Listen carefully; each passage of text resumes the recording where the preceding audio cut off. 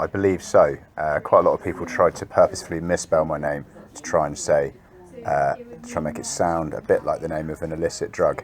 But hopefully that wasn't what you were attempting to do. That would be. Well, you could say that it's muck, or you could give the pronunciation of MAC. It's going to sound a little bit far-fetched, but I've had about 75 attempts by various different staff in mental hospitals to try and get me to pronounce statements that they'll then record. So my name's Amy Manley. I'm one of the consultants with the mental health liaison team. So Hi Amy, it's great to meet you. Can I have a look at your identification, please? Of course you can. There you go. So it's a little bit of a, didn't want to get off on the wrong foot and sound like I'm more mental than I am, but unfortunately I've been the victim of quite a lot of fraud and malfeasance. So you're a consultant liaison psychiatrist. That's What correct, does that yeah. involve, Amy? So I work in the BRI, seeing patients in the general hospital and in the emergency department. Okay, cool. So I think we wanted to come and talk to you about how things are going in hospital, what you would like to kind of get out of the admission and where we go from here, because I think that there was some, you'd had a mental health act assessment, if I'm right, earlier in the week. They didn't detain you and you were hoping to be admitted back to hospital down in Devon. Is that correct, or have I got something wrong? Maybe we can pull the curtain down. No, it's okay. Don't worry. It's always good. I'd rather just make sure I can see what's happening. I had a really bad experience on one of the wards at Hayeswell. There was quite a lot of really serious abuse that was going on, and that was being facilitated by NHS England. Mr. McLeod, sorry to interrupt just a second. Well, yeah, first of all, I'd rather hi. you didn't. So, second of all, I'm just going to grab some chairs. Okay, mate. Oh yeah, wicked. that'd be great. Yeah. So you don't want the curtain down, that's fine. Yeah. I mean, quite often when I get taken to speak to people, there was sort of violent sexual assaults and stuff that was happening on the ward while I was there, which was really difficult to deal with, and that was getting facilitated by staff within the NHS, people that have been abducted and been kept on the ward. I appreciate you wouldn't have anything like, you know, rapes going on in the showers here, or anybody being held on site illegally, because there's, I'm sure, no criminal Do you want to involvement. have a seat, or? Yeah. I'm happy to sit down. It sounds like you've got a lot of worries on your mind by this, you know. I would love it. I I would love it if I could work through psychological engagement and find that those things are completely unfounded. But unfortunately, and kind of one of the reasons that I wanted to engage with you is to kind of, as much, I guess, for my own psychological and psychiatric well-being as for the integrity of the NHS and possibly the safety of other people, trying to look at those things as much from a corporate and clinical diligence point of view as from a kind of a reassurance and perceptive analysis point of view. So some of the issues that I've had are very much matter of fact and binary, and there's some things which sorry to interrupt you. Can I I'd just rather you clarify? didn't. So I mean, just Because I there's think some of the you've- issues that I've had probably I'm hoping are more of my perception, and some of them aren't. But the ones that aren't, it's up to NHS to kind of look into and try and. Because I know that you've already spoken to Dan about a lot of those concerns, and he has contacted the team down in Devon around some of those concerns already. But can I just, because I don't understand what's happened with you mentioned about engaging with psychological support and things like that. What happened in your community team in Devon? Did you have a problem with them, or how come you didn't manage to engage with them? I did engage with them. Okay, yeah. I had some engagement with the outreach team. Had a really big problem with Totnes Community Mental Health Team. So when I was at Taunton, I was told for a period of about 4 weeks that after I was recommended for discharge in February of 2019, and they said that there was a 117 or 177, I forget which one it is, 117 discharge meeting that has to take place, but the only person that could facilitate that would be my care coordinator from Totnes Community Mental Health Team. Unfortunately, I was told that she was on leave for a period of about 4 weeks, and there was nobody else from NHS Devon that could go to that. Turned out that was patently untrue, and that was an outright lie that was being told by Signet staff, which is a private mental health provider which subs out from NHS. So they said that she was the only person that could do that. Eventually, when she was returned to Totnes Community Mental Health Team, then both the consultants at Signet then went on leave for a further period of 2 weeks. When they returned, I was then told that my care coordinator was on leave again.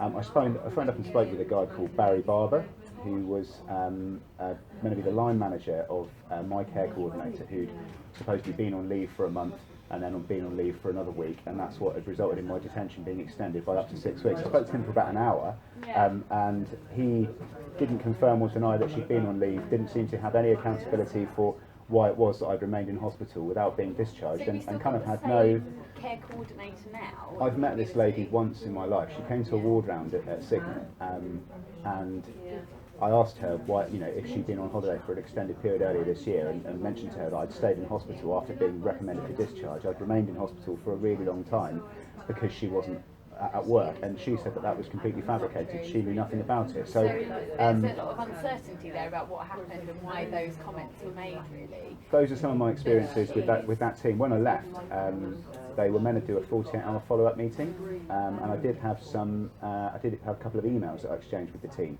and they said, after having spoken with Team Bridge community outreach team, and also I spoke to a couple of different teams before I was discharged. I was trying to get hold of a care coordinator or somebody else from NHS Devon that could attend the meeting.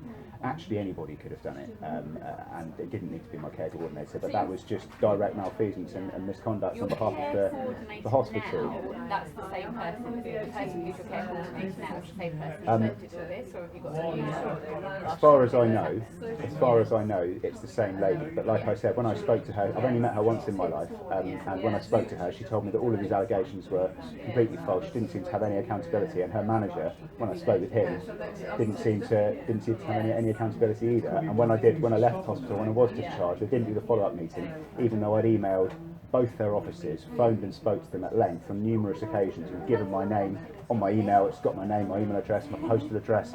They claimed that they didn't have my phone number and they couldn't get hold of me, which is why they didn't do the follow-up meeting. And then following that, they tried to say that I'd not engaged with services when I left. I'd phoned up and tried to speak with my care coordinator. When I phoned up on the day I phoned up, she wasn't there. I got told she was out of the office, and I just said, look, you know, I've been trying to get hold of this lady for 2 months. So it's an incredibly frustrating situation for you to I think it's, unfortunately, Amy, I think it's as a result of corruption rather than unprofessionality. I think that, you know, when people in hospital to professionally trained to help people and work in a sworn Hippocratic oath and have qualified in British universities to go and work within the National Health Service, I don't think these people are innately corrupt, and I don't think they're fools either, or they're unprofessional. When they start saying things which are contrary to their professional acumen and their intellectual capacity, you have to question why that is. And it's not because people are too stupid to do their job properly, and it's not because they're evil people. You know, these aren't inherently bad people. So you've had a really horrendous time in hospital. Why do you want to go back there? Because, well, I mean, all of those reasons were outlined when I made when I had the assessment and the informal application for admission was made. I mean, what's your remit? I mean, the reason why I understand that you were referred to speak with me was following a chat with Daniel yesterday. There were some things that went wrong, really serious things that happened, involving some more serious crimes and some kind of very serious clinical governance issues regarding NHS Devon Partnership Trust. You think that's why I'm talking to you now? That's actually not why we're having a conversation now. Well, that's something that Daniel had been looking into, and we're confident that actually there weren't any issues with there weren't issues with your mental health backside of things, other That's than the ones complete that they bullshit. I'm not going to put too fine a point on it, but if you want to protect criminals who, you know, these people are serial rapists and murderers, and they've been corrupting. If you want to make Well, those what I would say that, you know, in order to protect your colleagues as well as myself and the professional integrity of the NHS, I appreciate, you know, you don't want to get into a battle with organised criminals. I totally hear that. You come to work in the morning and you sign up to this job. You don't want to start getting involved in things which like necessarily aren't. You know, and I hear that. At the same time, somebody somewhere needs to stand up and do the right thing here. And the NHS, there's if you want to pursue that through telling me, routes, you can tell me as many times as you like that I can report to the police, and I hear that. You don't need to say that again. I'm aware I can go to the police. The unique advantage that people within the NHS have is the ability to be able to reference beyond reasonable doubt the allegations that are being made and protect and insulate. Because I still have reasonable doubt about them, so I would not be able to do that. Okay, I understand your position. I'm not going to. I don't want to put you in a compromising position. You know, you're a human being trying to do your job, and I'm sure you've got a family and a life that you want to get on with. Equally, any ward that I get referred to, there's potential that these things are going to continue to happen, and there's going to be other people in your position who are going to be exposed to things potentially in the same paradigm, in the same situation. Some of the staff at NHS Devon Partnership Trust will have been involved in there will have probably been financial remuneration, there will have been benefits, but there also will have been a very negative impact to what You were very happened. disturbed by what happened, hence you coming to Bristol. So with in the order staff, to Amy, access if you could have seen the staff, if you could have seen mental the emotional state of some of the staff on Hazel Ward and how agitated and how upset and how terrified these people were So I trying guess- to do their jobs for the National Health Service, you need to stand up for them and for other people who are going to be affected in the future. Like, this Just coming isn't back to a something minor that issue, you said you earlier know. about going back to a ward, whatever ward you go back to, there could be people that have been involved in that. I guess that's why I'm thinking that maybe going to a ward might not be that helpful, because it sounds like you've been on a ward for a year and it hasn't been that helpful. It does sound like that, and at the moment, that's what I would rather do. I understand. I'm a completely very similar opinion. I lay here at night. Like I said to your colleague yesterday, it's very much a frying pan in a fire situation. Out in the community, I'm at significant risk, and What are you at risk from? What are the risks? they're extensive and complex, and some of those involve psychiatric medicine, and some of those involve real-world events which will trigger things which, destructive patterns within me, which aren't going to exhibit themselves in a good way. No. I've seen this, and I've experienced this enough times to know that's the case. Equally, you're But I completely guess right that those my are- perception of the healthcare that I've received hasn't always been good, and I think that actually, in a converse and slightly obverse way, going into hospital and being able to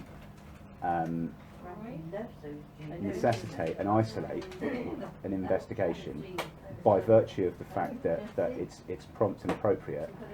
Like, somebody somewhere, I understand nobody wants to be the Tiananmen Square guy pushing a flower into a tank. It might feel a bit like that, but what happened with NHS Devon Partnership Trust is so serious. Focusing on this point about going back there versus going back home, you mentioned that things will kind of erupt within yourself, or you won't be in control of things. I just wondered. No, those weren't my words, No. and that wasn't my What is it that sentiment. you were what was the sentiment then? What I You wanted to said talk that you about feel today- that you need to be in hospital. Yeah, I because would there's like to some be. risk.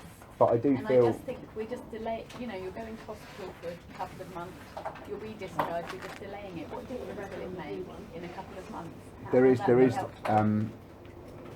there is a difference that it's going to make in the most immediate sense and in the long term. What is that Mostly, difference? most of that's down to your professional I'm, decision. I'm I mean, not going to make you I'm not going you to do like any reporting. I'm not fine. going to When do I anything say like that. sorry to keep What I'm talking wondering, over you, what are these risks that you're talking about specifically? so Are you talking about things like you want to harm yourself or something like that, or what specifically? when I talk about when I say you, I mean you plural, as in you NHS England. What happened with NHS Devon Partnership? Just focusing on those risks, Well, just yeah, so we can rather move than on, rather really, than rather than keep changing the going subject, back. this is the most pertinent and important issue, and you as a representative of the NHS, you can choose to personally espouse responsibility and protect the criminals that have committed these crimes by not doing that. And I understand that, in the most immediate sense you might want to do that, but if you escalate this to somebody with a little bit more responsibility and with the remit to be able to be protected a little bit, rather than somebody in your position. I mean, I understand that your colleague, I explained the issues to him. We've done investigations, so we feel confident that we don't have grounds to escalate them any further, and we won't be doing that. Today's meeting is really about what can we do for you at this point in time, and I'm thinking that the risk that exists on discharging you will exist in 2 months' time if you go into hospital, and that's why I'm thinking that might not be particularly helpful. I understand So your I'm point of wondering view. whether you want to go back to Devon and whether we should be arranging transport for you to go back to Devon, or whether you want to stay in Bristol and whether we can just discharge you from hospital here. But that will depend on you. I'm aware your accommodation is in Devon, so do you want us to book you a taxi or something to go back No, there? I don't want you to book me a taxi. I've been waiting in hospital for an informal admission. You've completely denied your responsibilities to investigate serious crimes, He wanted that and now you're open, trying but to do exactly what your colleagues have done. Yeah, it's difficult, isn't it? Yeah. I'd like to pursue the informal admission as per plan. I understand your opinion. We've spoken to the ward team that you were admitted to before, and they've said clearly that they wouldn't want you to be readmitted. Who's the ward team? What's her name? Sarah. What was her surname? Sarah Benning. Benning. And she's full-time employed at NHS, is she? That's correct. Yeah. Okay. As I understand it, she's the ward manager. Yeah, I mean, I said I didn't want to return to that ward. Like I said, there was multiple human rights abuses that took place on that ward. I mean, we have to base the information on all the different sources that we have, whether that's in the community, but a lot of your treatment has been in Devon. So what we're going to do, we'll leave you for a bit to have a think about that and think about what you want to do. Sorry, so I mean, you're saying that your opinion is that you don't feel that an informal That you admission need is to going be to benefit informally me. admitted, that's correct. Okay, well, I feel that I do, and that referral's already been made. I've been sat here waiting for 4 days for that referral And the to reason take place. that hasn't gone anywhere is because Devon has said that you don't need to be admitted, and we've had that conversation. Devon aren't able to counteract a referral that they haven't seen. If you assess somebody and make a referral and then speak that's to... why we're having this reassessment at the moment. This isn't a reassessment, and that's not something which is, you know, I wouldn't have been waiting here. It would be different if you were detained under the Mental Health Act. You're not. The person who tried to discharge me from the Mental Health Act wasn't qualified to do that, and you've chosen to overlook that. When I was detained, I was done so illegally, and you've chosen to overlook that and protect the criminals who in your opinion, well, in the opinion of the British law and the medical legislation as well. If you choose to overlook that, that's up to you. But you haven't. That's not the case. Well, no. Well, you know, I might have done an investigation to find out that you're made of cheese, but it doesn't matter how many times I say that. It doesn't make it true. We're happy that we don't need to escalate that any further. Okay. So you're aware of the options. Whether you want to go back to Devon, that's fine, or whether you want to stay in Bristol, that's fine. We'll go away. We'll make a couple of notes. Sorry, I'm not aware. And we'll come back I'm a little bit and confused think now. about where we go from here, so you can have a bit of time. Because there's no point in us going round and round in circles around. So can you just recap what is it that you're putting to me? So you're suggesting that you're going to cancel the referral for informal admission. That's correct. I don't feel comfortable with that. Okay. But unfortunately, I don't think that it's indicated that you need an informal admission, having talked to the team that you were under previously. They haven't got the capacity to make that decision. I was guess assessed by the they've psychiatric assessed liaison you over the team. course of a year. And That's so completely they irrelevant. would It doesn't have make any difference. My symptoms change. better insight into your mental health symptoms than we do, just having seen you once or twice. And so actually I am quite happy to be swayed by their professional opinion. It doesn't make any difference. That's completely outside of the Mental Health Act Code of Practice and the Mental Health Act itself. If you put somebody a referral, The Mental Health Act, though. no, but you're making a referral. You've made an assessment. You've made a referral for an informal admission, and you've spoken to now somebody who treated me medicinally in the past, and you've tried to supersede an assessment which took place 3 days ago with historical medical records. That's not how medicine works. You don't look at somebody and says, this person has stage 4 lung cancer, but 6 months ago they didn't. So actually, I've spoken to somebody who treated them 6 months ago, and we think you don't have lung cancer anymore, so you can now leave. Frustrating situation. It's not frustrating. I'm trying to understand your logic, because what you're saying is that I've been sat here waiting for an informal admission for the last 4 days. I'm sorry that Well, we it's not a didn't case have of all this apologising. You're not information in the first place, in order to not give you the impression that you were having an informal admission in the first place. I think if we had that information then we wouldn't have gone down that route.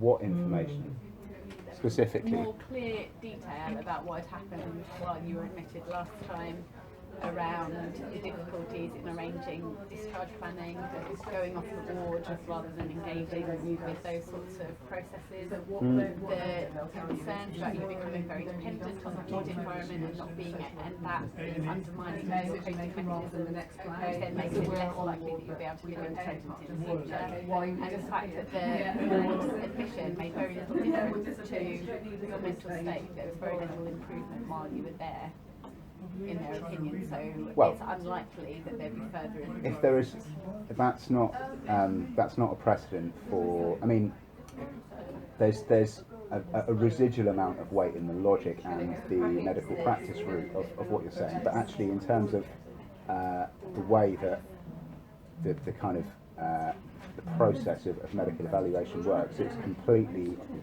illogically placed. Like if somebody, I've attended A&E because I didn't feel stable at all. I wasn't safe out in the community. I was ejected from hospital because I discovered serious crimes had taken place and I'd caught them, and then they knew I had evidence of those crimes. So they kicked me out of the hospital illegally after committing crimes that would have had them incarcerated potentially for life sentences. When I arrived in Bristol, I went to go and see my nearest relative. I spent 24 hours in Bristol. I wasn't safe and well out in the community, and I arrived in A&E. Apparently. Are we okay to speak with him? Would we be able to find out how you were in the community in those 24 hours? If you wish, I don't see any reason why not. I mean, that's not a problem. I don't think. Give us his number and then we can make those. I believe you've already got it. In the most immediate sense, speaking with him is going to be academic if you're going to continue in a route of malpractice, which is going to have ultimately destructive effects. I mean, it's not. I attended A&E and I was assessed at that point, and I said that I didn't feel safe out in the community. I'd just been ejected from hospital after, as you say, a 12-month period of effectively, by 6 weeks, 12 months in hospital. I was ejected not because I'd made a full recovery. As you suggest, I hadn't made a full recovery from being in hospital.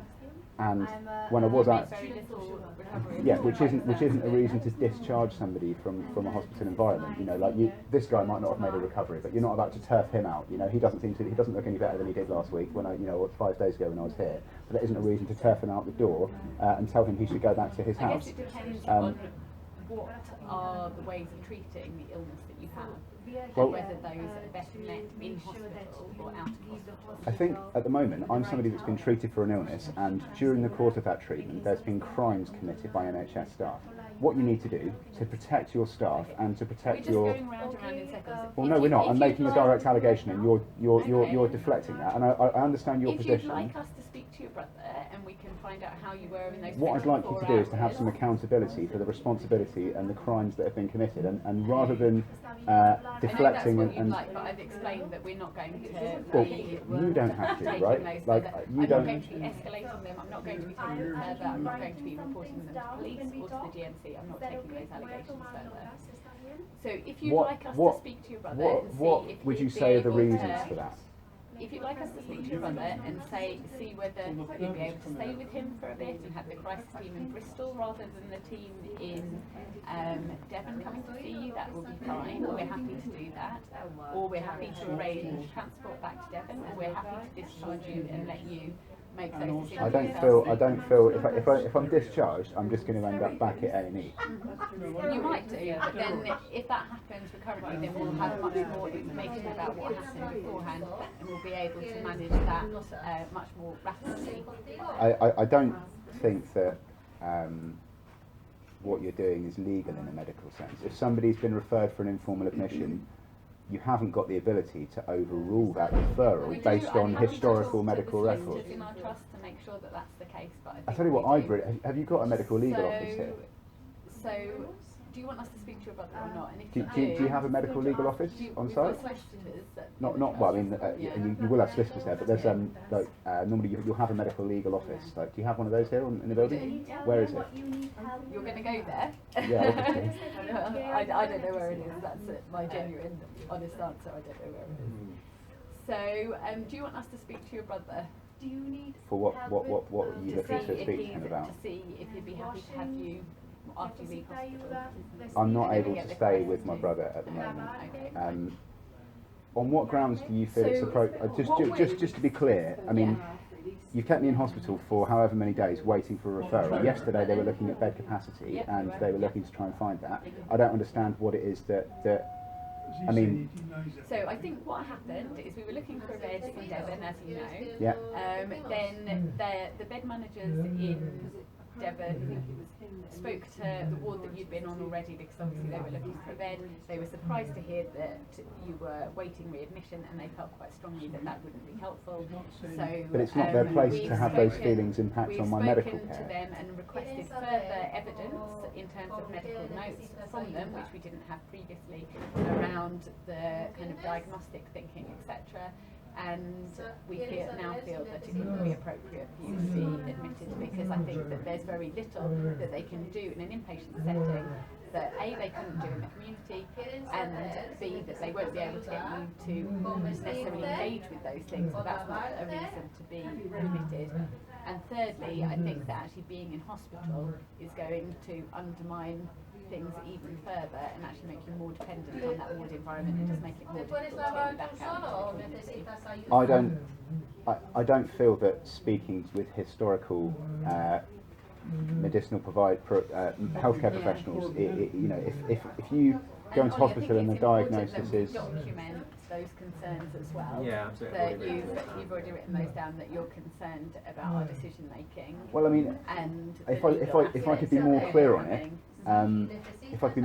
then that would be really beneficial for me, you know, and potentially the wider NHS, because I understand that at the moment, I mean, this is a massive scandal. Like, this could, if this was properly investigated, you know, it would have national, far-reaching implications. The information that they gave us is that a lot of your, what we're calling delusions, a lot of the thoughts that you're having are as a result of your personality, and they're very unlikely to change with any medical intervention. So anything like antipsychotic medication or anything like that, they're very unlikely to make any long-term difference from being in hospital. So if you think that somebody has a long-term health condition over the course of a year, and come to that decision. So I think that their assessment is actually better than a snapshot assessment that we can do in the emergency department, hence why we're keen to listen to that. I think that if you have an opinion that somebody is unwell and they have a long-term condition which you can't treat, we can treat in the community, but actually being in in hospital the community, is undermining to that treatment. Well, being in the community or being in hospital, the difference is that I don't feel safe out in the community. I don't really feel safe in hospital either, I'm going to be honest, but I feel marginally more safe, probably 20 or 30% more safe in a hospital environment. What do you think the community team are going to be able to do in terms of treating that the hospital won't? So the risks are lower if you're being treated in the community, because risks of what? The risks of dependency on a hospital environment. Okay, and which are significant because it's the rest of your life that we're talking about, isn't it? That so if you become overly dependent on that environment, it's going to be very difficult to go back out. So, you know, the chap behind you looks like he's quite dependent on a hospital environment as well. Do you think he should be at home? So, again, I am not commenting about that. He does look like he's dependent on a hospital environment. I mean, would you say that's accurate or not? I think we're just going round in circles and it's unhelpful. I think that you're deflecting and refusing to answer a question because you know I'm correct. I mean, I don't. You can either leave the hospital here, or we can arrange transport for you back to Devon. We're going to go and make a couple of notes and come back and see what your decision is. Okay. Thanks very much for your time. Okay, thank you. Thanks.